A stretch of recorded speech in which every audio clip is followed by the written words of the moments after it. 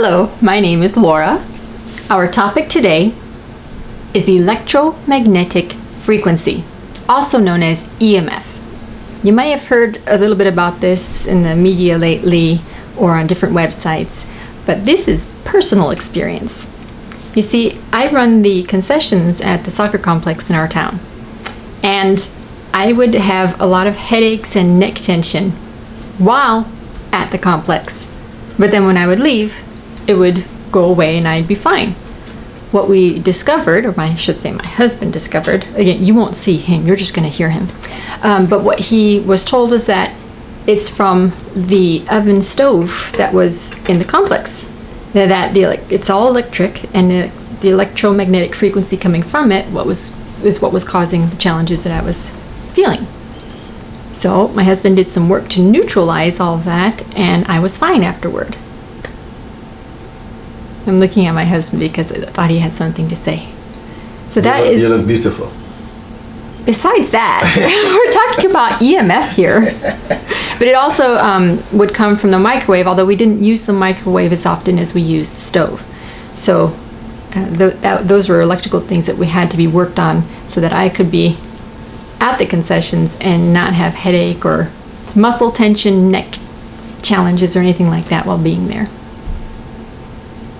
Okay. We have other stories to share about that, but first let's discuss what is electromagnetic frequency? Where does it come from? Okay. You kept looking at me with your beautiful eyes, so This is a video about electromagnetic frequency. Hey, that's electromagnetism right there. Okay. This is spiritual frequency. Anyway, that's one of those interesting topics because, again, these are things people always say that they have to see to believe, right? Mm-hmm. And there's so many things that they don't see but they believe. For example, they use their cell phone and they know that it has connection, but they can't see the frequency between their cell phone and whomever else they're talking to. Mm-hmm. But because they hear, they believe. Well, it's the same thing here. You have your cell towers way up there, but they have to send signals to each cell phone that they service. Well, the challenge with that is they're sending frequency to each cell phone. Those frequencies are not very nice to the body, as you know by now. You get exposed to that for too long, it does affect your health, anybody's health. So that's one place they come from the cell phone towers. Mm-hmm. Any type of tower like that sends signals, even the satellites. People have these satellite dishes outside their homes because they're receiving, what's that? Television cable? Or internet. Exactly. Well, you have those. The satellites are beaming down those frequencies to that, and then it scatters it or sends it to your home. Imagine the amount of EMF that you're being exposed to. You're sitting there watching a wonderful show, but then the EMF is just blasting you the whole time.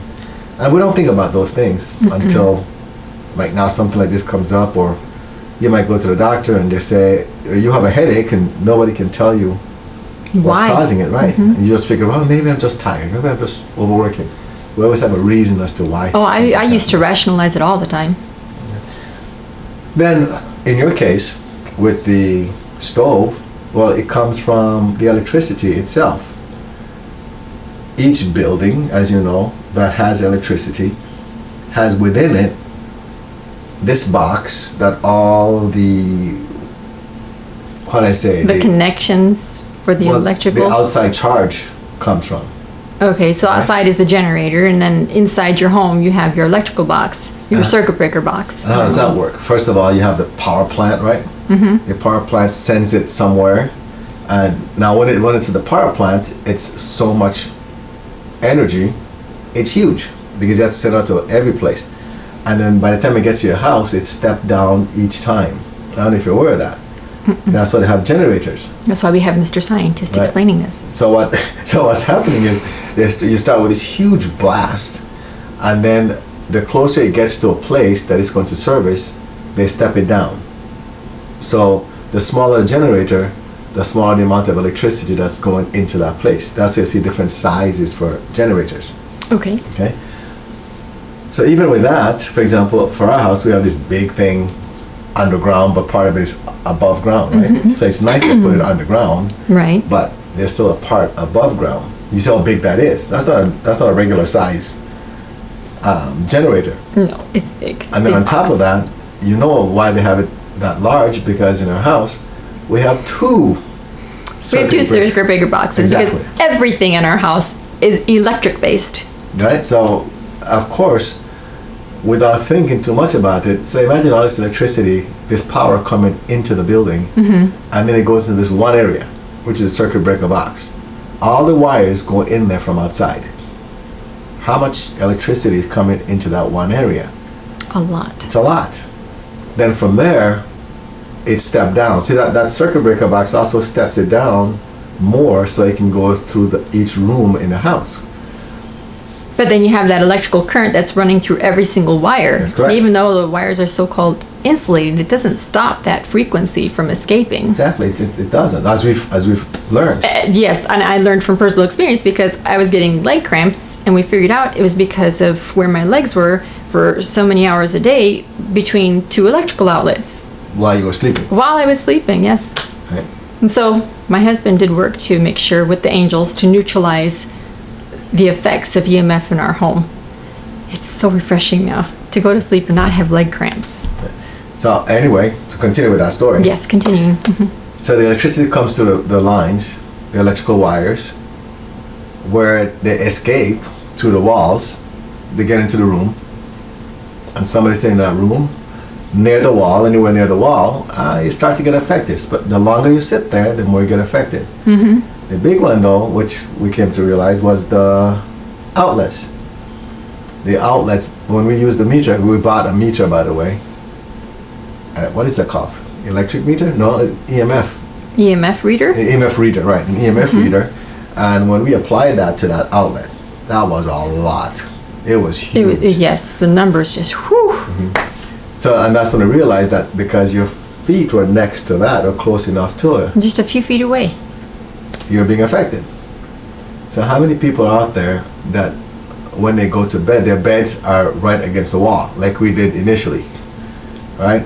And they put their heads next to that wall, or their feet are next to the wall.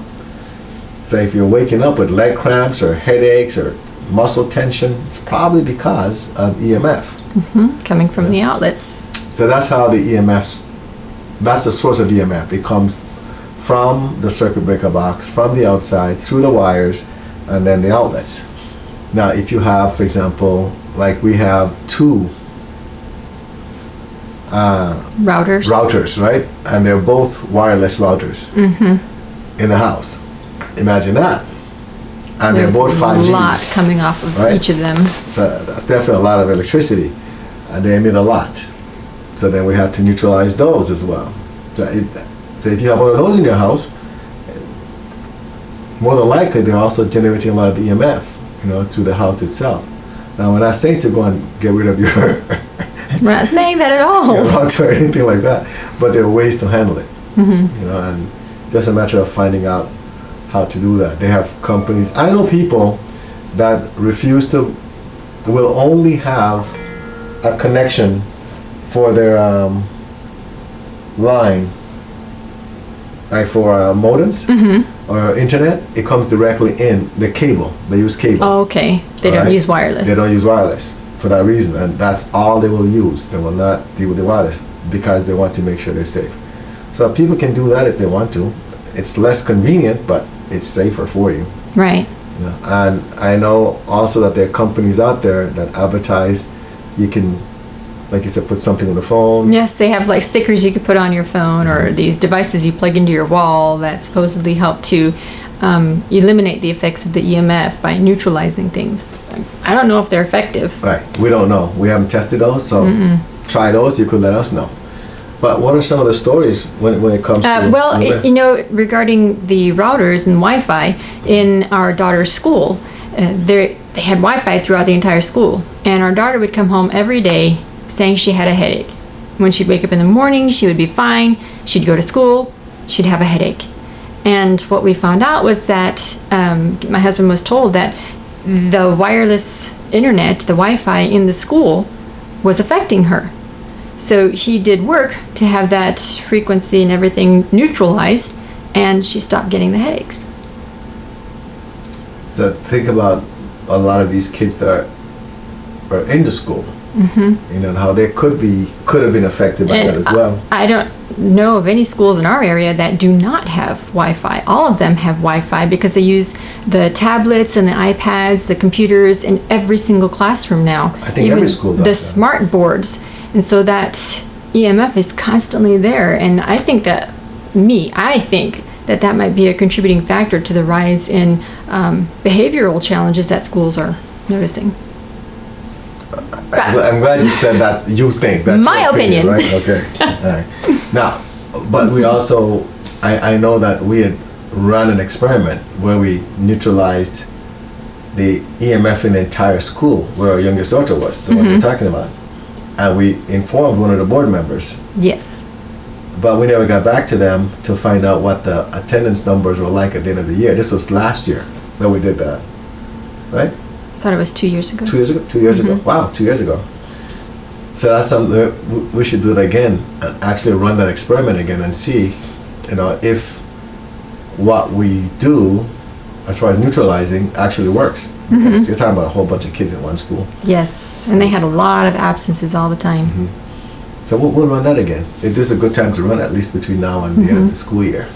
But then we have another example outside of Wi-Fi, just of EMF affecting an individual. There was a mom who, her son was in the bedroom right next to the garage, and his bed was against the wall to the garage, and every time the garage door opener would be triggered, it would send a lot of EMF, and it would affect her son. So I think what they finally did was move the bed, and it stopped affecting him so much. No, but how was that found out? You're saying, were told. Exactly. Well, but my husband was told what the source was. No, but he was having challenges. He was having a lot of right. I don't recall what his challenges were. Do you? I know he had challenges. I don't recall. Oh, shin splints. Oh, that's right. He had a lot of shin splints, and then we found out that's what was causing. Imagine that. I thought shin splints were from running on hard surfaces, but as soon as that was done, stuff went away. Pretty much done. You know, so. You have any other examples? No, not off the top of my head. Okay. I don't recall any either, except the one with your foot over here. Oh, my dad. Oh, okay. My dad would spend a lot of time in his office, and in his second office, he called it, which was the bathroom. And in both places, there was fluorescent lighting. And when my husband had done some work for my father, he was told that part of the challenge was from the fluorescent lighting. So that was neutralized, and Dad was fine. Okay. So hopefully this has helped you in some way to understand what EMF is, and if you found this video helpful, please be sure to share it.